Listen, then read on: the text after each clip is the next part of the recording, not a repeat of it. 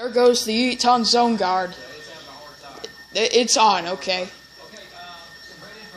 It goes off when it's on. Thunderstorm warning for Garvin County in southern Oklahoma, southern Grady County in central Oklahoma, eastern Stevens County in southern Oklahoma, northern Carter County in southern Oklahoma, southeastern Cleveland County in central Oklahoma, Murray County in southern Oklahoma, southwestern Pottawatomie County in central Oklahoma, McLean County in central Oklahoma, until 9:15 p.m. Central Daylight Time.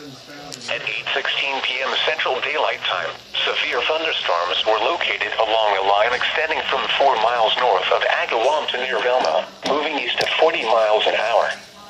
Expected hazards include 70 miles an hour wind gusts and quarter-size hail. This is a radar-indicated threat. The following impacts are expected. Hail damage to vehicles is expected. Expect considerable tree damage. Wind damage is also likely to mobile homes, roofs, and outbuildings.